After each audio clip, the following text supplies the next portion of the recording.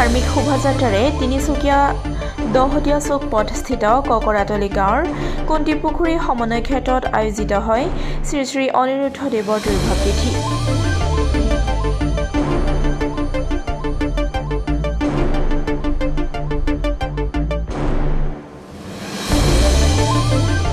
সদৌ অসম মায়ামৰা সাংস্কৃতিক সমাজৰ সৌজন্যত সদৌ অসম মায়ামৰা সাংস্কৃতিক সমাজ তিনিচুকীয়া জিলা সমিতিৰ উদ্যোগত আৰু দহতীয়া চুক বৰনামঘৰৰ ৰাইজৰ সহযোগত শুকুৰবাৰে দহতীয়া চুক পথস্থিত ককৰাতলী গাঁৱৰ কুন্তিপুখুৰী সমন্বয় ক্ষেত্ৰত শ্ৰী শ্ৰী অনিৰুদ্ধদেৱ গুৰুজনাৰ ৩৯৭ সংখ্যক তিৰুভাৱ তিথি উদযাপন কৰা হয়।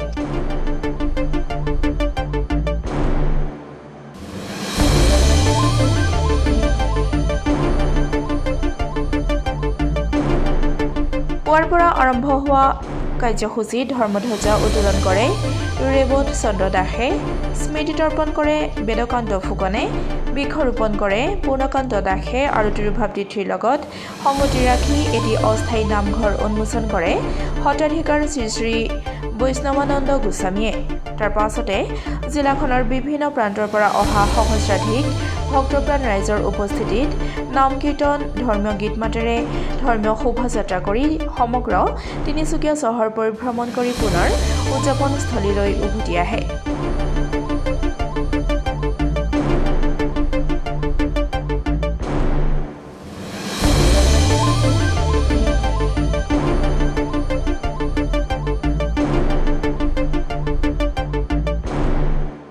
আমাৰ এই দহতীয়া চুকৰ এই অঞ্চলতেই কেন্দ্ৰীয় সমিতি আৰু জিলা সমিতিৰ সহযোগত অতি কম সময়ৰ ভিতৰতে আমাৰ এই অঞ্চলতে এখন অভ্যৰ্থনা সমিতি গঠন কৰি দিছিলে।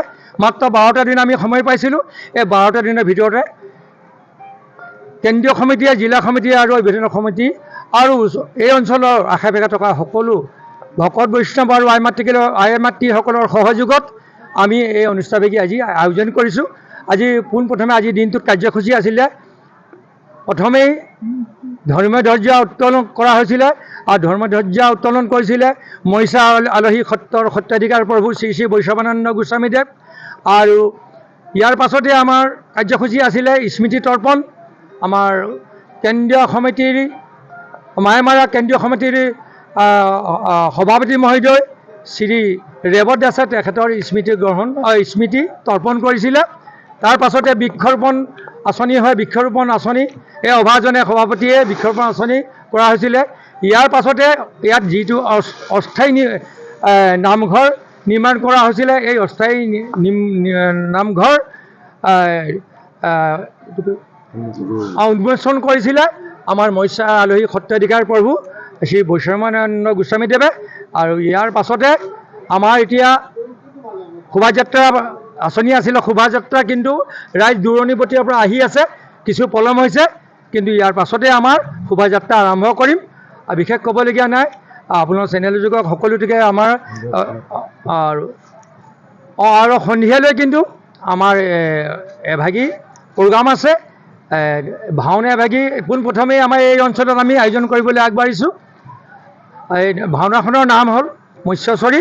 গতিকে সমূহ তিনিচুকীয়াবাসী ৰাইজক এই চেনেল যোগেদি আমি আমন্ত্ৰণ কৰিছোঁ যাতে তেখেতসকলে পদধূলি ইয়াত দহতীয়া চুক এই অঞ্চলত ভাওনাত পেলাহি। ধন্যবাদ। প্ৰথমে আমাৰ সদৌ অসম মায়ামৰা সাংস্কৃতিক সমাজৰ কেন্দ্ৰীয় সমিতি তিনিচুকীয়া জিলা সমিতিৰ তৰফৰ পৰা আপোনালোকক ধন্যবাদ জ্ঞাপন কৰিছোঁ, আপোনালোকে আহি আমাৰ এইটো প্ৰচাৰৰ বাবে অহাৰ বাবে। আজি আমাৰ আদ্যগুৰু শ্ৰী শ্ৰী অনিৰুদ্ধ গুৰুজনাৰ ৩৯৭ বৰ্ষীয় তেখেতৰ তিৰুভাৱ তিথি। তেখেতে ১৬০১ খ্ৰীষ্টাব্দত তেখেতে আমাৰ মায়ামৰা ধৰ্ম শ্ৰীমন্ত শংকৰ গুৰুৱে যিভাৱে নৱবৈষ্ণৱ ধৰ্ম প্ৰৱৰ্তন কৰিছিলে, সেইভাৱেই কিছু সাল সলনি কৰি এই মায়ামৰা ধৰ্ম প্ৰৱৰ্তন কৰে।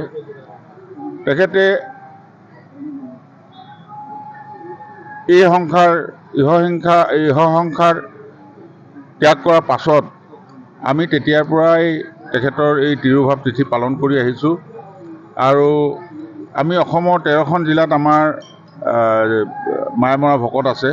আমি প্ৰতিখন জিলাতে প্ৰতি বছৰে পাতোঁ। এইবাৰ আমি তিনিচুকীয়াত পাতিলোঁ। সেই টুকুৰা আমাৰ নিজৰ মাটি মায়মৰ সাংস্কৃতিক সমাজৰ ৰাইজে ক'লে যে এইবাৰ আমাৰ নিজৰ মাটি তিনিচুকীয়াতে পতা হওক। সেয়েহে দহতীয়া চুক বৰ নামঘৰবাসী ভকতসকল আৰু লগতে ককৰাতলী ভকতসকল লাগি আমি ইয়াতে এই অধিৱেশনভাগি পাতিছোঁ।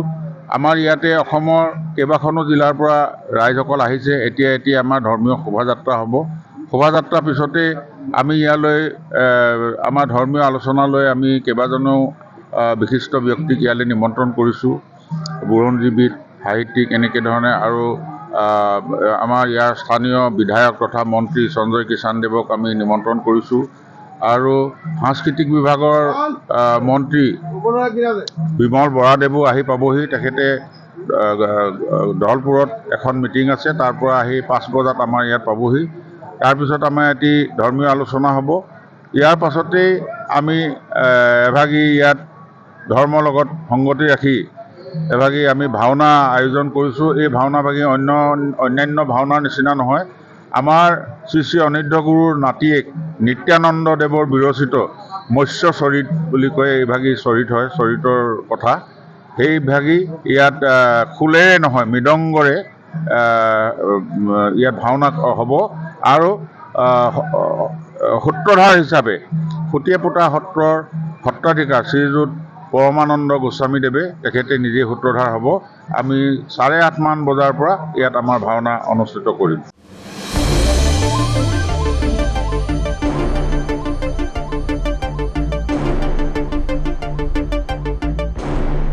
তিনিচুকীয়াৰ পৰা অজয় শৰ্মা ৰিপৰ্ট, ডেম'ক্ৰেটিক আছাম।